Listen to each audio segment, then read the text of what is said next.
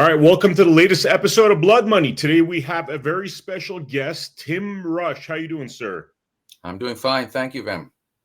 Great having you on our show. So we hung out a little while ago, a few days back, and why don't we just dive right into it in terms of what institute you work for and what the significance of that institute is. Great. The institute I work with is the Schiller Institute, which is part of a series of institutions that have been set up more than 50 years ago by Lyndon Larouche and his wife Helga Zepp Larouche. This includes a news service called Executive Intelligence Review, founded exactly 50 years ago now. The Schiller Institute, founded by Helga Zepp Larouche 40 years ago. And we have the Larouche Organization, which is our arm inside the United States, involved most directly in the political life of our country. We work internationally, we work inside the U.S., and one of the hallmarks of Larouche's commitments over all his life, he died 5 years ago at age 96, was that we in the United States have a special role, not only for our own descendants, our own, for our posterity, as it says in the Constitution, but also that we must be a force that represents for the rest of the world a factor that people look to for improvement in their conditions. People think of the popularity of presidents like Franklin Roosevelt, like Kennedy, like Lincoln. These people are not respected and loved around the world because of for just being American. They represented principles embedded in the founding of our country that were that especially the term that promote the general welfare meant a great deal whenever the United States actually lived up to those. That's amazing. So, Tim, what we discussed is how most of the people in this country don't know why we've been heading into tyranny. But as you and I discussed, the British have had a lot to do with this. We think we kicked out the British in 1776, but the reality and truth of really what's happened is a lot more different. Could you kind of hold our hand and explain to us, how we got to this juncture right now, where we are certainly feeling the limitations of our constitutional rights, tyranny, and almost like a European style socialism / communism creeping up into our way of life, into our country? There are a number of very remarkable facets to your question. It's an extremely fruitful, in fact, vital question to ask. It's hidden behind so much. But if people just reflect on how often the phrase, the special relationship between the U.S. and Britain comes up all the time. When Keith Starmer, the new Labour Prime Minister of Britain, came over to try to arm twist Biden into allowing British and U.S. Guided long-range missiles to be handed over to Ukraine to then launch attacks on strategic facilities inside Russia, deep inside Russia. That kind of brought to the surface the phrase special relationship, but also the reality that, and there's a phrase that encapsulates this that some people may have heard, Vem, which is that we have British brains and American brawn. And this is certainly not what the case. This had not been the case up through Kennedy, but increasingly over the last 50 years, we have been leached. The quality of the United States defined in its earlier days as the great first anti-colonial revolution experienced in the world, and the depth of the conception of a republic contained in things like the Federalist Papers. Economically, the initial program of Alexander Hamilton, what became in the 19th century known as the American system of economics, against what? Not socialism, not anything else, but the British system. All through the 19th century, this was a prominent feature of just general knowledge in the country. But it's been successively leached out by Anglophile forces, deeply embedded in Wall Street, increasingly embedded in the permanent bureaucracy of our government, what some people call the deep state, that basically took the United States back to the British system, both in economics, in terms of free trade, globalization, outsourcing, huge piles of garbage speculative debts, unregulated offshore markets in the Caribbean, etc. That's in drugs. That's the British system. And so increasingly over the last 50 years, we've embraced exactly what we fought against from 1776 until 1783. And then again, we had to give it a foundation with the Constitution and the launching of our full republic. We've gone back to that British system. So just to answer your question, and we can pick up features of it as you want to steer it, I see three key features of this nefarious British role. One is just the current horizon, how visibly the British are egging on maximum confrontation between NATO and Russia in ways that increasingly converge on nuclear chicken game dynamics. And when you get into that, it's anything could happen. I mean, it could be an accident. It could be somebody who's fanatic enough to think you can win a nuclear war and launch a preemptive strike. It could be something where the Russian doctrine will respond because they see the Russian nation through these long-range attacks that could go after and already have, through drones, gone after their early warning systems for their nuclear forces. In other words, if you start attacking the other nation's ability to withstand an initial nuclear attack and launch a retaliatory one, you're in a territory of absolutely terrifying calculations of when you would want to preempt a strike one way or the other. We've got to get out of that whole dynamic. The British are out front demanding at every turn that we do launch these kinds of deep attacks and similar things, maybe attacks on nuclear plants. I mean, just horrendous things to be huge provocations. People should remember that it was British Prime Minister Boris Johnson, who flew into Kiev in the beginning of April 2022, after the Ukrainians and Russians had successfully negotiated the framework of a peace agreement at that point, 1 month after the launch of the Russian special military operation, that would have ended the war right then. It was the British Prime Minister, on behalf of NATO and certain circles in Washington, who came in and said, no, nothing doing. We'll back you. Whatever you need militarily, cover diplomatically, we're going to back you up, and we're going to destroy Russia. It was the British who led that. People should reflect back on how we got involved in the Iraq War in 2003 under the alleged the idea that somehow Saddam Hussein was a front for bin Laden and Al-Qaeda, when in fact they were mortal enemies. But what triggered the final push? A report from the British through Tony Blair that there were weapons of mass destruction in Iraq. A complete lie, completely concocted piece of fiction. And when Colin Powell was obligated to get up at the United Nations and say, we're going to war, he said, I'm holding in my hand this British report that proves that there were weapons of mass destruction. I throw these out just as a sample of how the British are doing. And we can get into it, and I think it's useful, and you may have some ways that you want to phrase some questions on this. Why would the British be doing this? The second key area is going back to those economics in terms of the American system, 19th century versus the British system. Fundamental. It's been written out of our current economic textbooks. You've been robbed. You've been robbed of one of the great precious jewels of the quality of this nation. And then the third area, which I can tell you, Vem, I'm very happy. My colleague, Dave Christie, who's done a lot of work on this, can come back on your show at another time to go into the way the British are in the lead right now on creating a surveillance state on steroids and packaging it and shipping it out through NATO, so-called counter disinformation centers into the United States. I think it's called CISA. You might remember the acronym, what it stands for.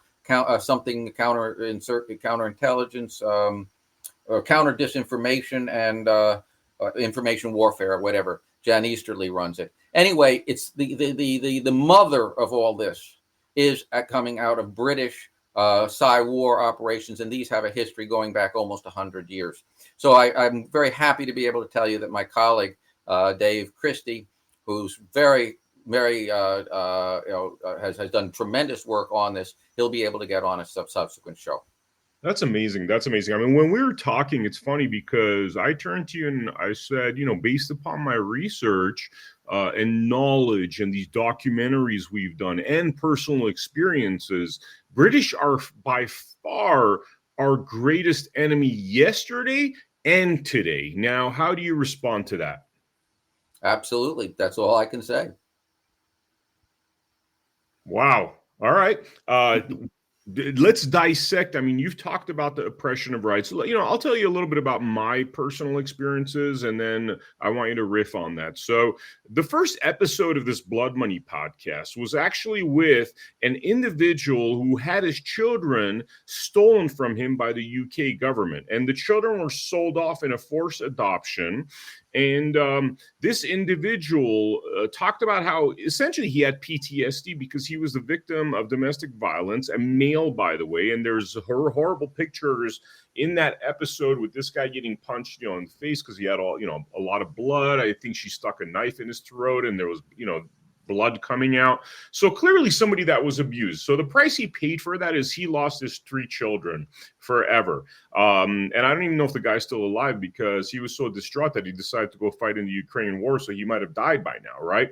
He talked about how when he was protesting the family law corruption, the kidnapping and trafficking institution of family law in the United Kingdom, MI5, the intelligence, unit of the United Kingdom, came to his door, kicked his door down, dragged him out, accused him of domestic terrorism, tried to bribe him and say, we'll bring your children back if you actually spy on the other family law advocates, and kept him in captivity for 48 hours without any due process because he was being accused of domestic terrorism. And he later found out that the entire thing was nonsense. They were really doing that because you're allowed no due process. And all he was a grieving father that whose children were literally kidnapped, trafficked, and sold into forced adoption to a gay couple, by the way, which is kind of interesting as well because there's a history with Tony Blair essentially doing that with good parents and stealing children and coming up with laws that allow for this kidnapping and trafficking to occur. And the whole thing horrified me. And then I started seeing similar things happening here as if an echo from what was happening in the United Kingdom. And I thought to myself, wow, like we're literally importing their criminal syndicate over here into this country and destroying our own children. That was my assessment. I would love to get your thoughts on that. Well, I think that's a very useful lens to the broader picture. And I look forward to when my colleague, Dave Christie, could go into more on that. I want to just qualify what we said before when you asked about past and present and Britain as our greatest enemy. Obviously not the British people. They suffer from the British system as much or more than anybody. We're talking about an oligarchical... If I could add one detail on that topic. Sure. So what I also found out, and just riffing off of what you just said in terms of the British people suffering, until the 1980s, the British courts would take children from single moms that got pregnant and do the exact same thing I just talked about with this gentleman. Mm-hmm. And now they're saying sorry because, hey, they always say sorry 50 years later. Doesn't matter that individual, that mom, the multiple single moms, now were distraught, their lives destroyed, suffering for the rest of their lives. They just come and they say sorry and they think it's all over. And then they repeat the same nonsense using fathers. Mm-hmm. Mm-hmm. Yeah, so no, the British people definitely are the victims of this as much as anybody. The oligarchical elite, embedded especially around the British monarchy, the institution of the monarchy, is sort of the center of the oligarchical factions that exist in other countries.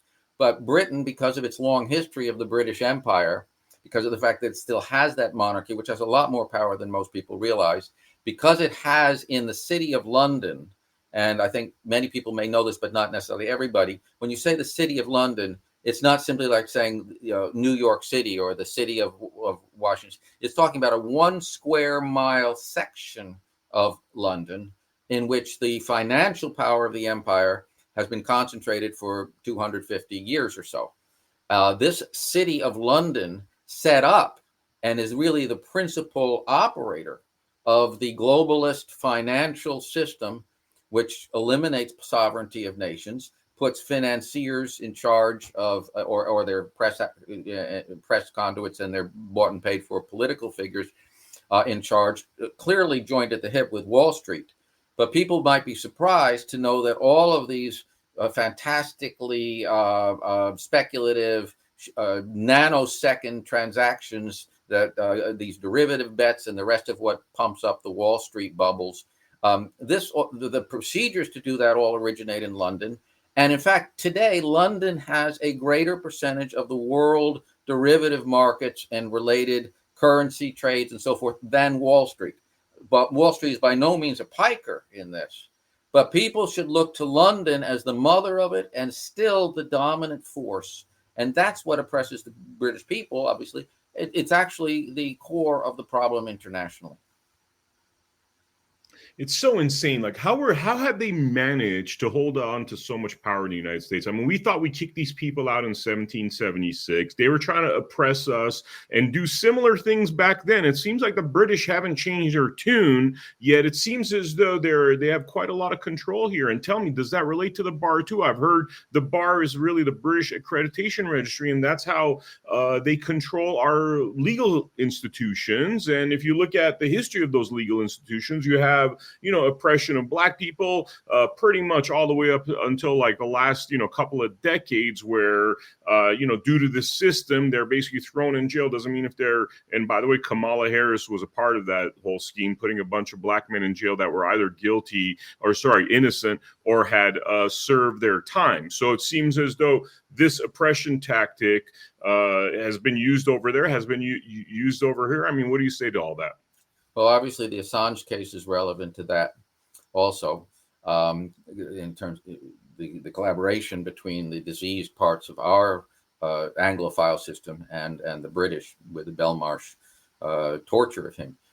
One of the key points that we did discuss, and I'd like to bring forward for your viewers today to get a flavor of this, is that in 1982, Henry Kissinger was no longer, in the State Department, running the State Department or the National Security Council, but obviously a very, very powerful figure in the Anglophile establishment of the United States. He went to London, June of 1982, and he gave a keynote address at the 200th anniversary of the founding of the British Foreign Office.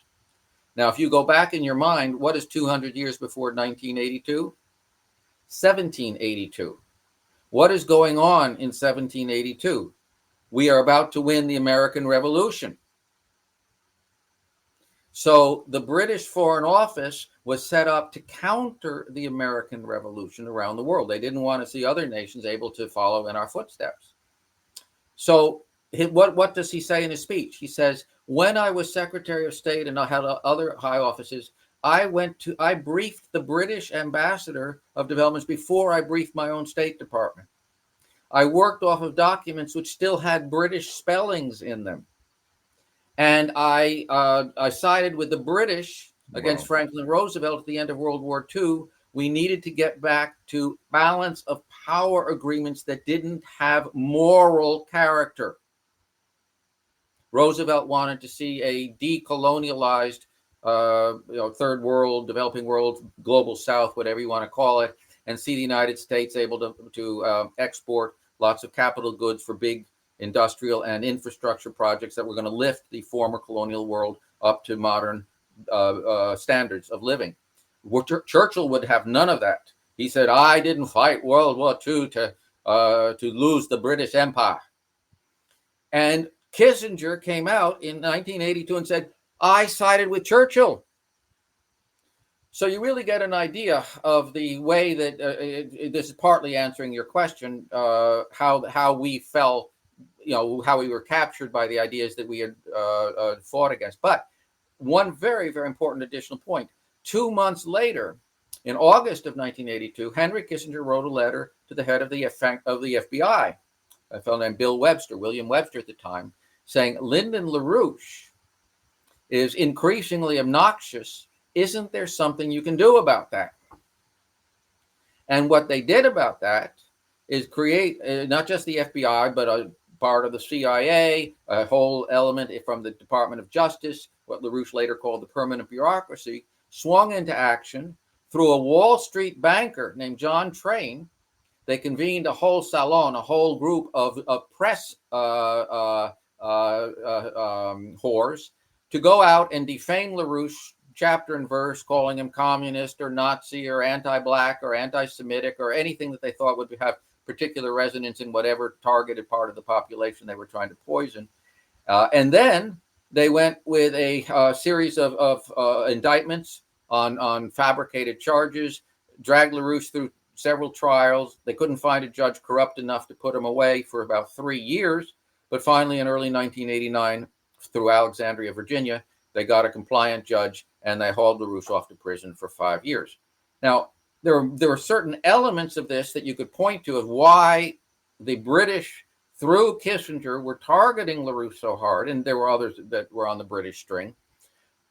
And they're significant. LaRouche had won Ronald Reagan over to the idea of using lasers and other advanced physical principles to intercept ballistic missiles in flight and end the danger of nuclear war. That was later called the Strategic Defense Initiative. Star Wars, it was dubbed popularly in the media. That was LaRouche's program. Similarly, LaRouche was working with Mexico, India, other nations to overthrow the dictatorship of the International Monetary Fund, put in place more Hamiltonian principles of credit for major development of the poor areas of the world. Those were important factors, but the fundamental factor is that LaRouche was reviving the American system of economics in general, and the American tradition of foreign policy identified particularly with John Quincy Adams. We don't go abroad in search of monsters to destroy, but we are the shining example to inspire other people. They want to destroy American system economics and diplomacy, and LaRouche was the key guy fighting against the whole establishment, which infested both parties. He ran for president a number of times in the Democratic Party, but against the Democratic Party leadership and collaborating with anybody of any stripe on this program of reviving the American system and reviving our scientific and technological productive identity. So I mentioned this is a nice lens to link what you were asking about in terms of the British style of censorship, of political persecution, of psychological warfare. It's parallel and often directly linked elements on the U.S. side with this fundamental fight over what kind of economics we have, whether we're in the British system or whether we're in the American system. Oh, you know, it's interesting. I'm going to throw you a little story. So because we do documentaries and exposés as a part of my network, one of the threats we've gotten is actually be arrested by the British. And by the way, the Canadians are pretty much towing the same line, because some of the work that we've done has exposed massive corruption in Canada, massive corruption in the United Kingdom. Now you have the chief of police in the United Kingdom saying she's going to come arrest Americans if they do wrong speech on their Facebooks, right? So I'm throwing those two little factoids. I mean, this actually, in terms of them trying to have me arrested, literally for exposing their corruption, those threats started about 7 years ago, believe it or not. Today, they're talking about arresting Americans for Facebook posts. I would love for you to slice and dice what I just said. Well, the key British institution going back about almost 100 years in terms of the psychological warfare effort and then orchestrating the direct police state offshoots of that is called the Tavistock Institute. And one of the key figures here, a fellow named H.G. Wells, people know him from his late 19th century science fiction, When Worlds Collide. People will remember H.G. Wells, various forms of science fiction or whatever. But he was a core part of the British upper elites. And in 1929, he wrote a book. Can't remember. I'm trying to remember the title on it right now. But the substance of it is that if you subvert the thinking of the nation that you're trying to parasitize, trying to infiltrate, that's the way that's the way you're going to win when you can't win militarily. And that's a very important observation in regards to how the British have approached us. They tried militarily in 1812 to retake us. They worked through the Confederacy during the Civil War to try to destroy and fragment us. The British completely backed the Confederacy. And in fact, the Confederate Constitution, this is very interesting, was modeled on the U.S. Constitution, except in two regards. One, the principle of general welfare was eliminated. In other words, the oligarchy had no, not even in words, a threat of someone who defends the progress of the entire population. Only the oligarchy has any physical comfort. But second, they eliminated any internal improvements, except having better buoys and lighthouses on the ports. You couldn't build railroads, you weren't going to build canals, you weren't going to upgrade any of the other infrastructure, which was inherent in the Hamiltonian American system. You had the buoys and the lighthouses to facilitate the cotton that was going to Great Britain. So, you could see, the way this battle was shaping up. The British, after that, they didn't succeed in fragmenting the American Republic. So then they turned their efforts towards subverting our institutions that shape public policy. The Council on Foreign Relations, CFR, in New York City, was founded as an offshoot of the British, the Royal Institute Royal Institute of International Affairs, RIIA. Also, it's known popularly as Chatham House. CFR was founded as an offshoot of Chatham House in London. It brought in the British doctrines of geopolitics, that there was no way to actually foster what today is sometimes called win-win economic and strategic relations. Any rise of one country was to the loss of another country. It was zero sum at best. And you wanted to keep nations or factions at loggerheads as much as possible.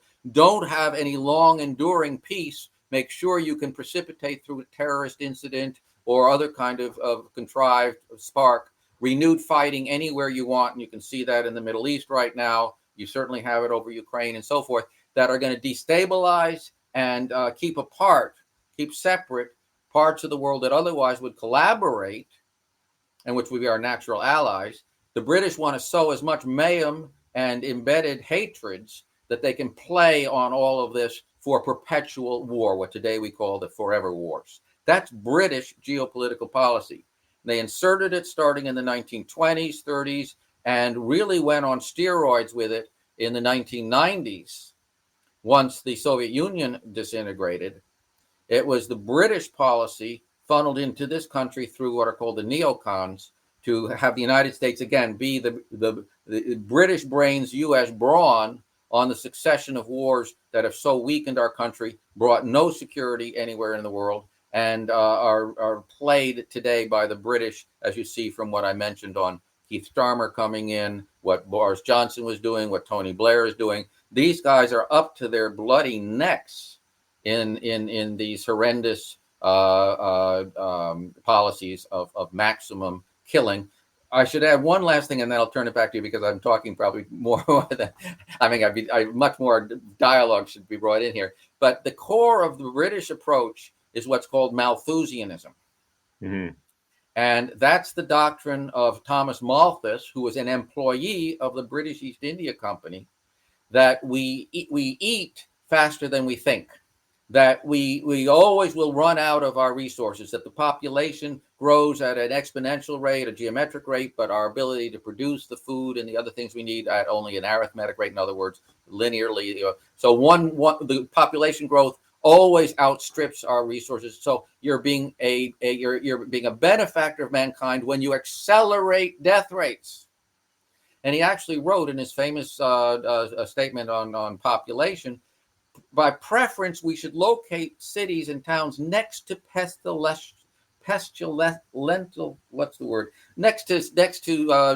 disease-bearing swamps to deliberately induce high death rates. And so he was made the leading lecturer at the college founded by the British East India Company called Haileybury to put this doctrine up. Today, this is the limits to growth, zero growth. It's at the center of the green ideology. mankind, too many of us. We've got to reduce human population if we're going to save the planet. All of these pretexts for outright genocide. This is core axiom of the British system. So when you say that, and then just rewinding back to COVID, right? The first person to announce COVID to the world and lockdowns and all this ridiculous stuff, which we found out is really pretty much a death cult. Pretty much, whoever took this vaccine is regretting it now. So many cases of myocarditis, so many people that have died, so many, like, cancers 3,000% now. And Prince Charles was the first person to put this in motion. Is that correct, first of all? And does that relate to what you just said? I don't know the specifics of that, but it certainly coheres with what I know of Prince Charles, because he, back several decades ago, actually King Charles now, several decades ago, 1990s, was famous, and this was on more than one occasion, to say that when he died, he would like to be reincarnated as a virus. I actually think that was Philip, but yes, it shows. Oh, I'm sorry, you're absolutely right. It is Prince Philip. But, yeah. The acorn didn't fall far from the tree. Exactly. And remember, it was Charles, not his father, who in 1994 went to Rio to start these insane orgies of Malthusianism that are called the COPE, basically the green agenda, merged with the British-led crowd claiming the world's overpopulated and that we have to consciously foster conditions to restrict growth. Bringing it back to Kissinger, by the way, in 1974, when he was in, National Security Advisor, before he became Secretary of State, he commissioned a report called National Security Study Memorandum 200, looking at about 13 or 14 populous, poorer countries around the world, Egypt, Bangladesh, a whole string of countries. And they analyzed if those countries continue to have strong population growth, they're going to use their resources for themselves. And the Anglo-American war material cartels won't run the show. So in order to have access to all the raw materials that we plan to steal from all these countries, we have to consciously reduce their populations. Pretty stark genocidal statement of intent. And then you look at what's happening in Israel and the Palestinian territories, whatever it is right now, and you look at the history of that. I mean, wasn't that also based on a British deception? What I've heard is that the British promised that land to both the Jews and also the Palestinians, and then lo and behold, 100-something years later, or less than 100-something years, 70-something years later, America is having to deal with this continued conflict that seems to have started with the British. Tell me about that. Very, very apt and very important observation.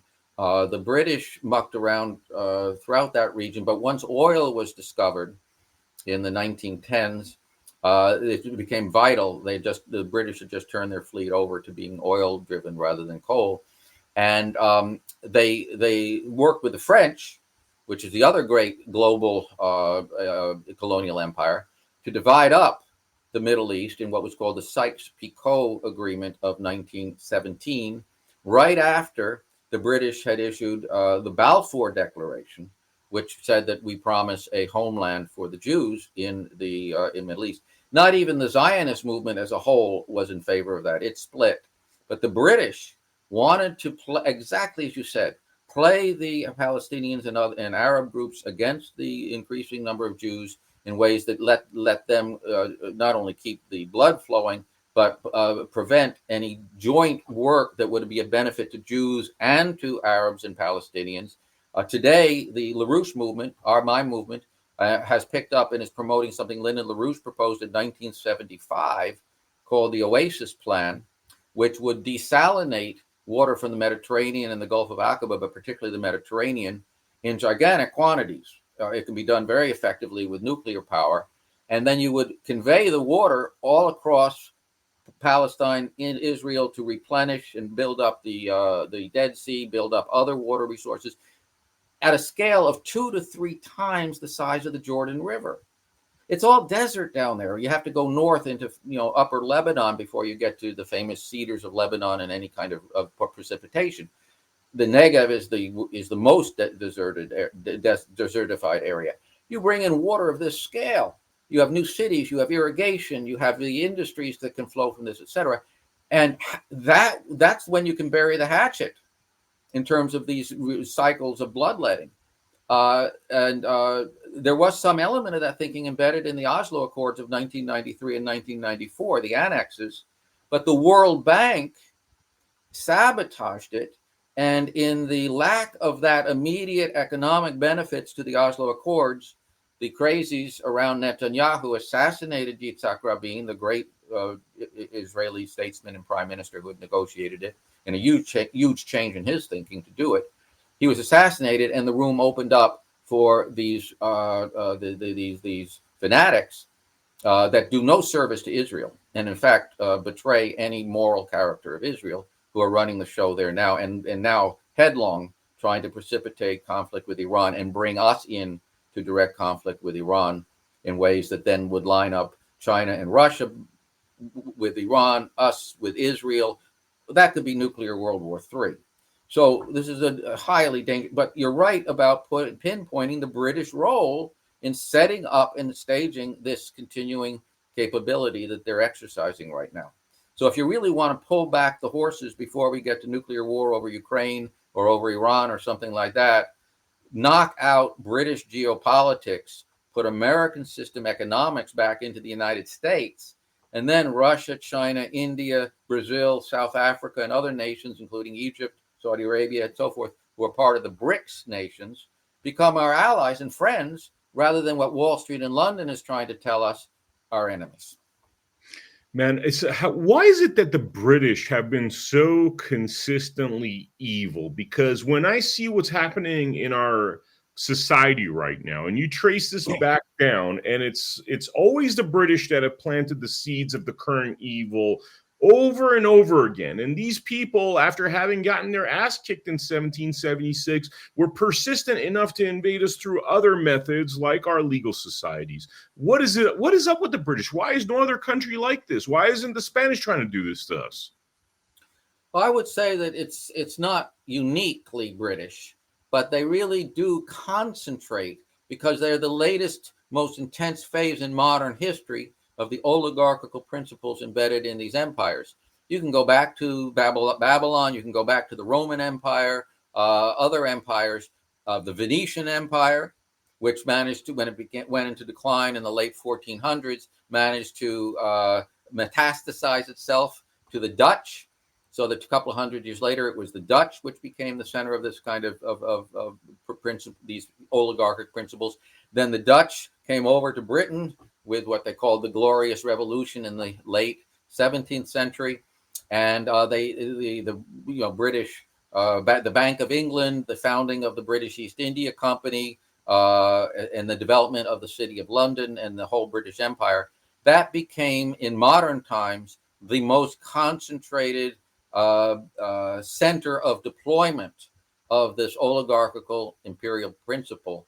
So that's why they have a depth in modern times of subversion with their so-called ideas. That's where they get their claws in a certain way. Remember that even at the end of World War II, the British Empire had about 1/3 of the population of the whole world.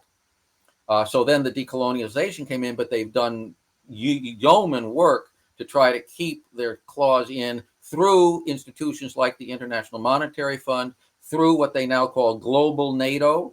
What they want to do, since NATO is an instrument of this oligarchic faction over the heads of all the nations, they want to have a combined political imperium, which they like to call the rules-based order, which is one of the great oxymorons of all history, and then use NATO as their enforcement arm. So it seems as though we had the option of basically going forward with an American system, but Larouche seems to have been attacked, or American financial system, but Larouche seems to have been attacked by British interest, and frankly sounds as though like treasonous individuals within our own government that were working for the British instead of working for an American system, that were more motivated by tyranny as opposed to the freedom-based system, the constitutional order. Firstly, what is up with these individuals that are trying to essentially sound like infiltrators, double agents, whatever you might call them, that are really trying to destroy our American system? Second part of that question is, how do we get to that? How do we kick this British influence out and finally get our constitutional order back the way it should be? Well, I think if you think of institutions that became increasingly subject to the British imperial outlook, globalist outlook, think of the New England finishing schools, the Groton types, Andover, etc. Think of much of the Ivy League. Think of the Council on Foreign Relations, which has its offshoots in places like Houston and Minneapolis and San Francisco and so forth. They cultivate regional elites in the United States to be brought over to Britain for the Rhodes scholarships. If you want to look at some very representative infiltration here, look at who gets these Rhodes scholarships, which is founded, by the way. So I'm not inventing the nefarious character. It's written into their founding document by Rhodes that this is to recruit people to the British imperial outlook. So that they've done that over time, and then they increasingly they're in academia, in the media, in the think tanks and so forth. They've got their outposts. So that gives you some idea on it. The answer to your second question, I think, really it's a wonderful opportunity that we've got to bring the American system back, because the 50 years of wholesale abandonment of the American system in favor of the British free trade, outsourcing, globalization, offshore, hot money, this pile of derivative gambling, etc. That has impoverished this nation. Then you're hit with the offshoots, the collateral damage of these forever wars, as so many of our soldiers come back with PTSD, etc. The heartache of the drug use, because people don't see a future in a country that doesn't have a purpose, great missions, any industry. If all you're going to work is in McDonald's hamburgers and try to lose yourself in sports or other distractions, pornography, for instance, you're going to have a high rate of drug use and overdose deaths. That's a sickness. That's a social sickness. What we could do if we went back to the American system of directing credit into great projects that draw on the best of new technologies, we could have high-speed rail systems across the country. China has shown in the last 20 years they built a high-speed rail system about 30,000 kilometers. We have no high-speed rail unless you want to count the 2 hours every afternoon that the Acela from New York to Washington doesn't have to deal with local, slower trains. That's all we've got. Zero, zilch, nothing otherwise. Look at we haven't had a significant water project since the Kennedy era. We've sabotaged the development of fission through the green movement. Nuclear fusion power, which we used to be leadership on, and Larouche founded the Fusion Energy Foundation back in 1974, 50 years ago. I was with him at the time. Nuclear fusion has been picked up in other parts of the world. That's where you join atoms rather than split them. The amount of energy generated is vast, but it also represents the whole era of plasma physics, which is the whole sun is a gigantic, pulsating ball of plasma. The plasma is maybe 95% of the universe, of the material in the universe. If we were developing that, there are all kinds of offshoots in terms of putting a fusion rocket engine and getting to Mars in 2 weeks rather than 8 months. You can take it and turn a whole landfill into its essential elements and use magnets to be able to pull out everything and put it back into the economy. I can name many others in medicine and anywhere else. Tremendous horizon. We can move forward with that. We could take water from Alaska and Canada, bring it down through the Rocky Mountain Trench and get it across the whole water-starved western part of the United States. That was a project of the Kennedy era, killed by the senator from Washington State, Henry Jackson. Guess where the Henry Jackson Society is located? In London. And it's the center of the neocon war faction. So our ability to get back to these great projects and facilitate similar ones in the rest of the world, then things like the Chinese Belt and Road is not a rival that's somehow undermining us, but actually a component of a broader effort that we could be in the middle of. That would, I mean, there are 800 million people in Africa who don't have electricity. That's a lot of work to make sure that you've got the energy for that. The water supply is the same thing. So what a wonderful world when we go back to the American system.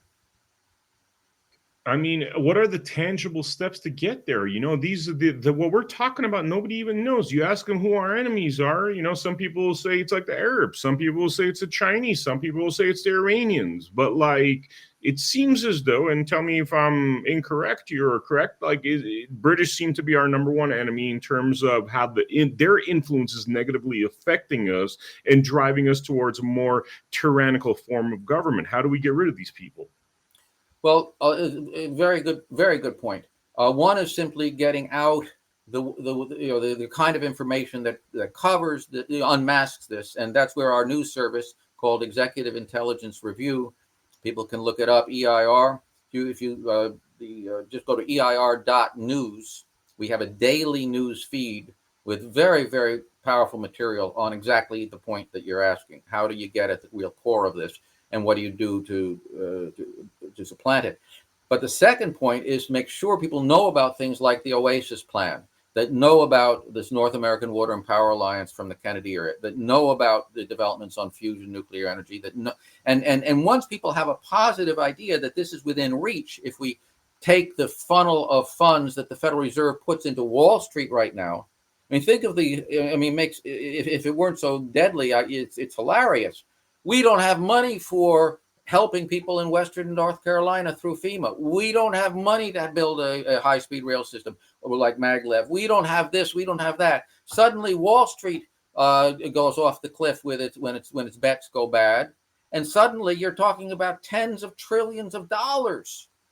23 trillion was what it added up with after 2008, made available. And once they got the casino going and had the bets placed on the table again, they could pay back some of that, but it basically just refloated the casino even bigger and once again drained out the funds that were needed for our physical economy.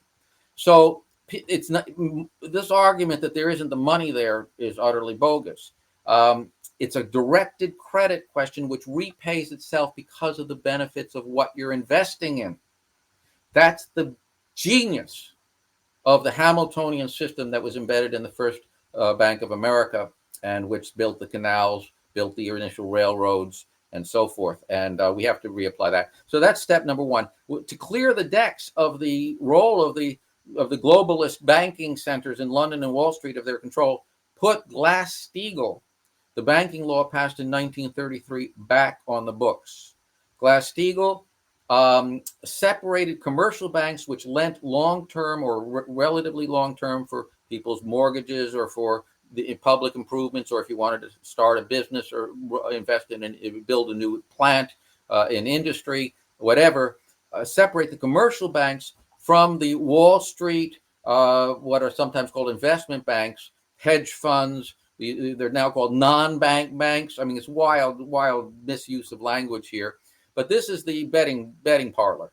And what happened in 1999 is that the Wall Street crowd bought the Congress, bought the president, at that time Clinton, and repealed Glass-Steagall so that the protections that we had for the commercial banks were able to be commandeered by the investment banks so that when they made huge bets that went bad, they had claims on having the federal government bail them out, no questions asked.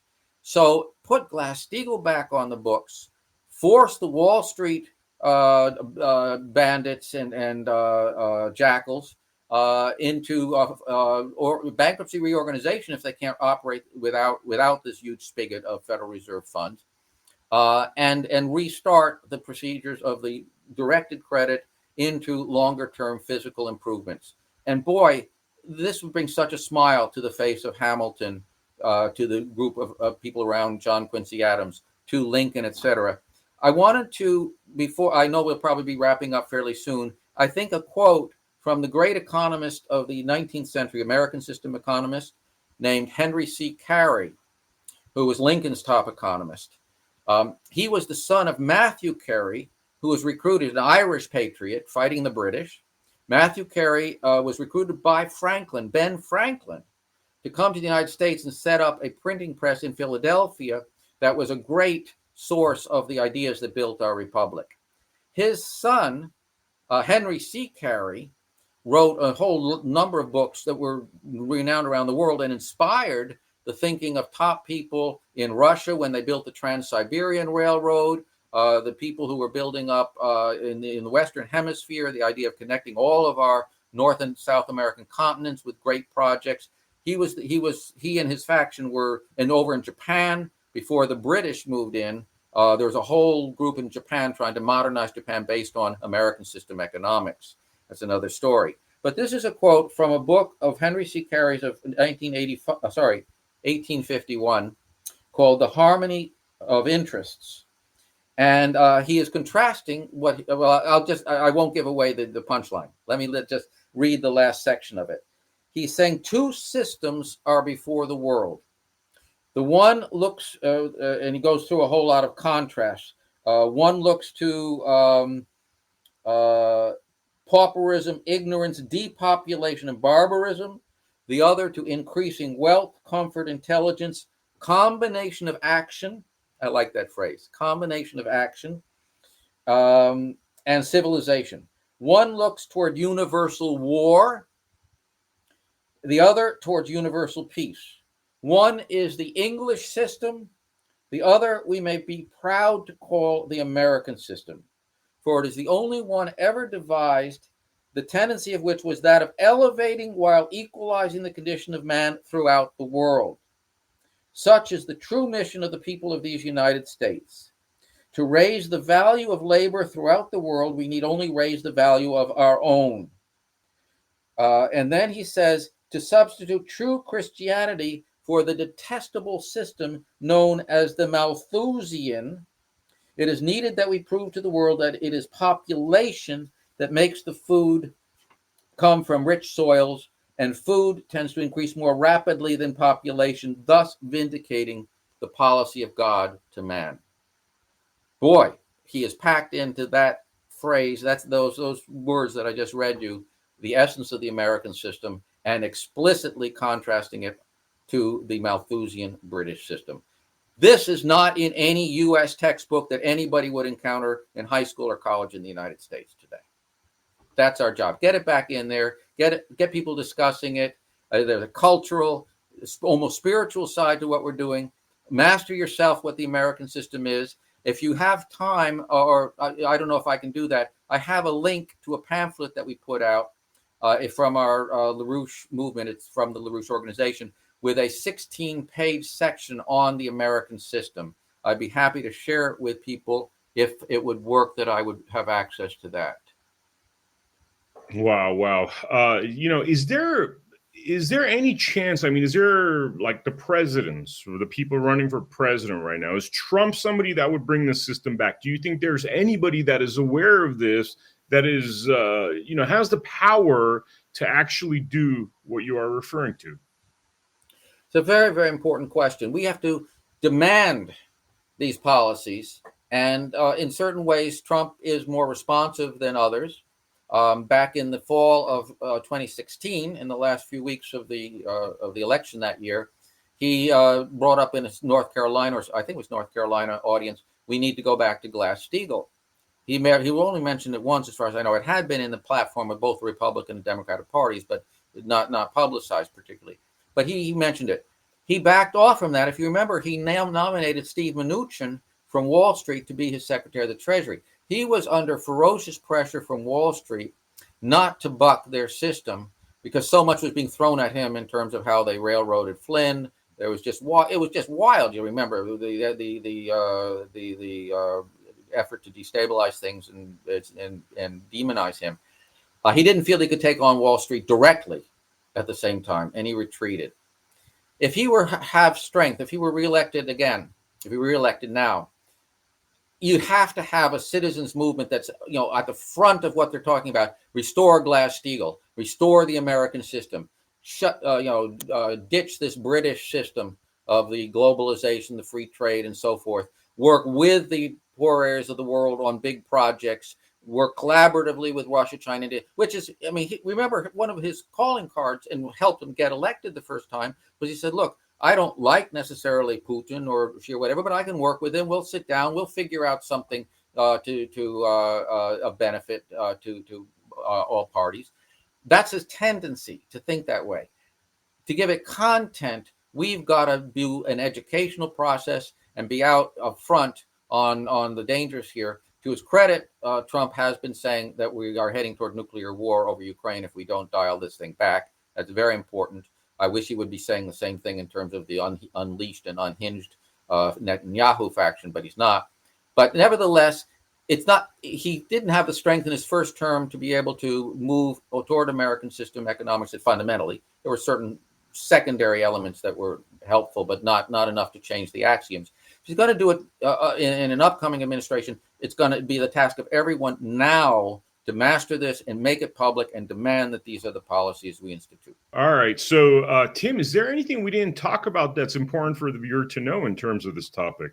Well, I think we've covered a tremendous amount, Vem. I really appreciate the opportunity to bring this forward. And I think you should look forward to what my colleague, Dave Christie, can do more on the thought control, police state type of rampage underway that the British have been shaping as the principle originated this stuff, even though, unfortunately, there are elements from the United States, et cetera, that have jumped in whole hog. What I would like to do is just get that link up. Let me see if I can find my where I had it. If you email it to us, if you make sure to email, I could put it in the description. That way people could click on it. Oh, great. That would be easier. Absolutely. I'll do that, Vem. Wonderful section. It's in a pamphlet that's entitled The Coming U.S. Economic Miracle on the New Silk Road, the Larouche organization. We published it about a year, maybe 2 years ago now. Let me see what the date is. Yeah, 2021, so it's actually 3 years ago. Our introduction has the wonderful title, Make America Good Again. I like that. And then the section that I've just described is called The History That Was Stolen From You. So I warmly recommend that people look at this, really get their, and by the way, I think it reflects on something that I wanted to mention to you. There's a somewhat superficial element in what a number of people talk about in terms of Kamala being socialist or whatever. She's not. She is another one of these British system voices. I mean, she isn't first of all, she's a hologram. I don't think it's very hard to persuade me that she's an actual person. She's come up through this thing without getting a single vote in the 2020 primary, or maybe she dropped out right away in 2020. She never contested anything. I mean, here she is, the presidential candidate, and it's just a farce in terms of how she was selected and inserted. But she's just the front person for this Anglophile elite, and this is the British will play labels against each other. There are decent factions of socialists. Historically, like Jaurès in France was a very positive figure, assassinated the week that World War I broke out because he could have stopped a lot of the carnage of World War I. And there are other socialists who pretend they're socialists and they're just really on the string of the deep state and so forth. Similarly with other groups. The point is, once you get to the principles of the American system versus the British system, then you're on really solid ground, and you're also headed toward the solutions by rebuilding and restoring the American system. Thank you so much for Tim for coming on to our Blood Money podcast. This was amazing information and something that we're going to see a lot more about going forward at the America Happens Network, because like I told you, Tim, I'm curious, what do you think about what I said in terms of literally getting threats from Britain and Canada, by the way, because of the content we make here and the fact that they're very unhappy that we've exposed a lot of their corruption? I would emphatically agree on that, but extend it also because I'm sure you remember about 2 years ago, a bill was proposed that would have put something called the counter disinformation directorate, something like that, into the Department of Homeland Security. It was properly renamed by some people in the Freedom Caucus and others, the Ministry of Truth, taken from George Orwell's 1984. And we were in the middle of being able to spike this along with others that fought in it. And it was dead on arrival when it actually got any consideration in Congress. But that same summer, a group emerged out of Ukraine called the Center for Countering Disinformation. Turned out it was getting money from the State Department and other parts of the U.S. government.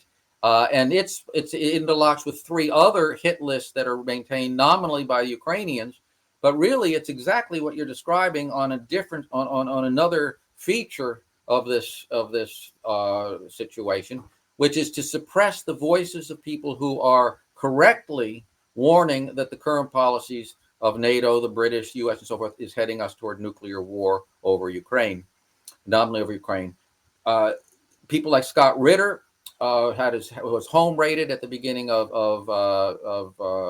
August. Dimitri Simes, Republican, his home was raided. You had the head of Telegram social media. He was detained in France. You have a whole Tulsi Gabbard, very strong voice warning about the nuclear war danger, along with Robert Kennedy and Trump. She turned out she was put on a watch list, and U.S. Marshals under disguise would be in every airplane that you. I mean, insane stuff. So this group that's been this whole operation farmed through Ukraine has put Trump, Vance, Helga Zepp-LaRouche from our Schiller Institute, the first edition of the hit list put out by nominally by the Center for Countering Disinformation in Kiev. The first 32 names were all people who were collaborating with the Schiller Institute. So we're dead center on this stuff in terms of the threats. People should remember that the background on the shooter in the second attempted assassination of Trump, the one in Florida, he was hardwired to the neo-Nazis in Ukraine that listen and take their cues from these lists. So that can be developed further, but I just wanted to throw that in as an extension of what you're properly calling to attention on the British-Canadian side.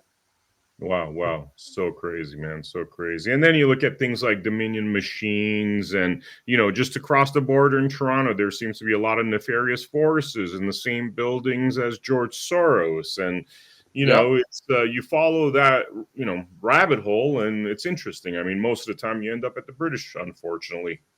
Right. These are the Five Eyes, the British that were the core British colonies, and then the Commonwealth, but they're all extensions of the British-centered apparatus. Tim, thank you so much for coming on to the Blood Money podcast. For the viewers out there, make sure you join us for all of our future episodes, and make sure you go to americahappens.com, where we have a great featured section, an amazing new documentary on the Bundy Rance standoff as it pertains to what is happening today, and frankly, the murder of a patriot named Mike Little. Check out that documentary. Make sure you also check us out on Roku, Amazon Fire, or Apple TV. We're on X, and our main channel is on Rumble. I will see you all on the next episode of Blood Money. Thank you.